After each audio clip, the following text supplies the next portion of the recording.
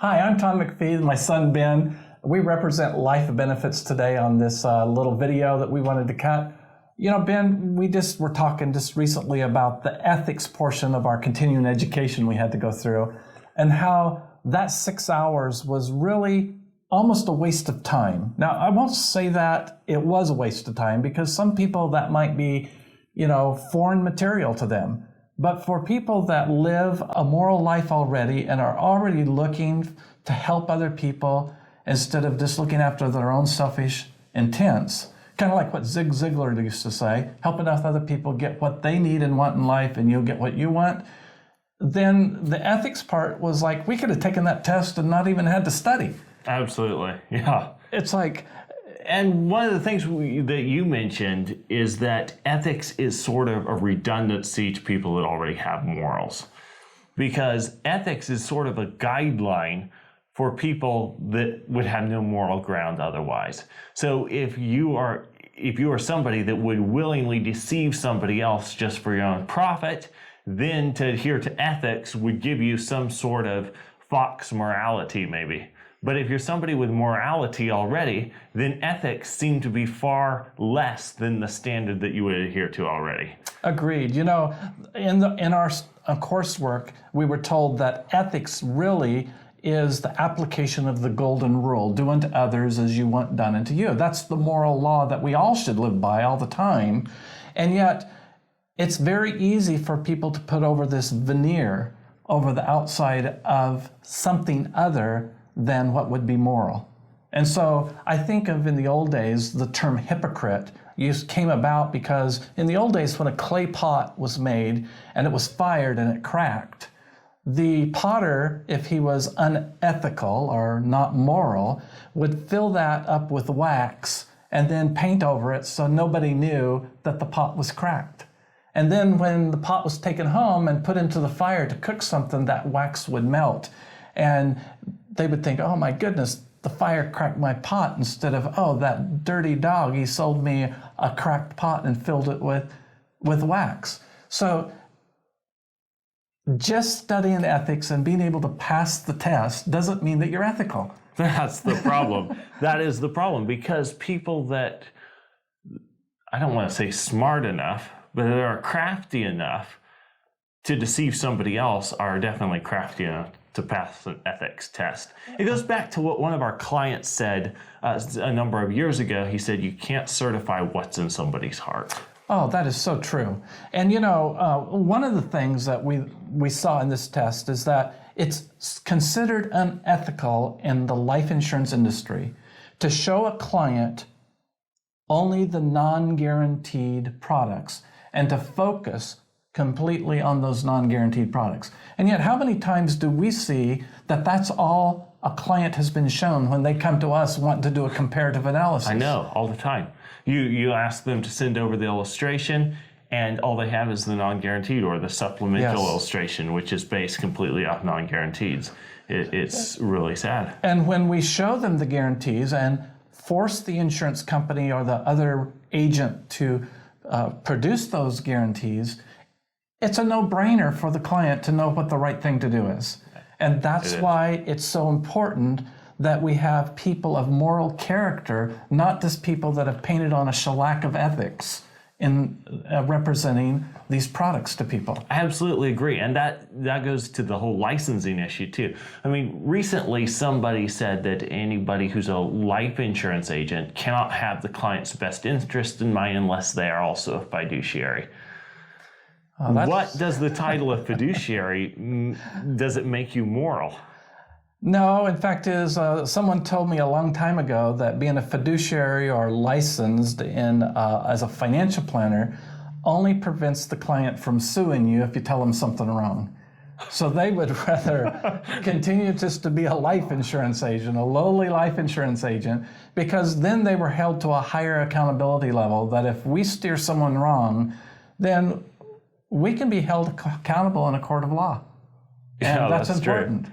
So if you understand it from that angle, and I hate to laugh because it seems sort of a morbid thing to laugh about, but a fiduciary is protection only for the person who has passed the test, paid the fee, and got the license. Well, I hate to say this, Ben, but a lot of different tests that we take throughout the world, and I'm a chiropractor as well, and I had to pass boards in the states that I practiced in.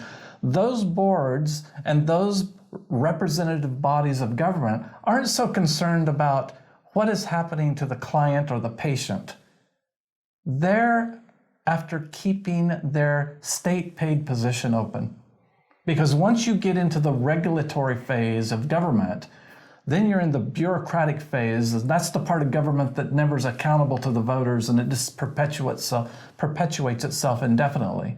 So it's very important that clients and prospects seek out someone that they know has moral character, not just someone who has a bunch of numbers or letters or credentials behind their name. Yeah, because or those don't necessarily mean anything. All those things. I couldn't agree more. Yeah, if the person has some sort of moral values, you should find out what those moral values are, and if those are values that mesh with your values or complement your values, go along with your values, is probably a good fit. If there is a lack of moral values or a screen of simply ethics, then it's probably time to move on. Find somebody else that you can trust. When I was going to chiropractic school, we had a really good resident doctor that was training us in the clinic. And he said, look, guys, he was talking to a group of us guys. There wasn't any ladies there. He said, look, guys, you don't want to show up Friday night in your ripped up t-shirt and your shorts and your flip-flops with a 6-pack of beer in your hand and a day's worth of growth on your face. That is not the position that you want to be portraying to the public. Well, the truth of the matter is, he shouldn't have had to tell us that. But he did. We need to be in a position where we're living our life as an open book for everybody to read anytime they want to. And if we can be read and trusted, then we are somebody that deserves to earn the commission that the insurance companies pay us. And if we're not somebody that can be read and trusted as an open book, then it doesn't matter how much commissions we make or don't make, we're not worthy of them. Yeah, I would say it boils down to that. And I'm excited to work on commissions because commissions are earned because of the value that we've provided someone else. For a salary, you can just show up 9 to 5, you don't have to worry about it. So it's, not that all 9 to 5 people don't have values either. Right. Because you can show up to a 9 to 5 and be very valuable and produce service. But, we have to be really At the flip side of the coin, you can be a total jerk and absolutely. A total fraud and work off commission and do very well. Absolutely. If you're just considering the amount of commission you make. So again, I guess what we're just saying is do your due diligence. Look past beyond the product, past beyond the veneer that every professional service representative has to put on, and find out the quality of the person that is representing the product. And if you find quality in that person, that's the person that you want to stick with like glue. Because if those values match yours, you'll go far together. Absolutely. Well, good. It was nice to talk about that because we've been having a lot of little conversations because everyone in the family has been doing their continuing education. We have to have 30 hours every 3 years here in Nevada. And this ethics thing has kept popping up as a conversation pice. Fiduciaries, licenses, all these other things. I probably shouldn't admit this, but when you take your continuing education online, an online course, some courses allow you to go in and take a pre-test before you even read the material. Right. And it's amazing how easy those questions are to do without ever reading the material. Now, of course, you have to put in a certain amount of hours before you can take the final, but those pre-tests give you an idea how you're going to do on the final. So when you can go through and pass those questions because they're just qualities that you already valued, it's important that I think to say that those things shouldn't have to be taught to us. Those should be our core values to begin with. Yeah, I agree. Totally. Yeah. If you liked this video, thought the content was useful, check out one of the other videos on the screen right now. Thank you for watching.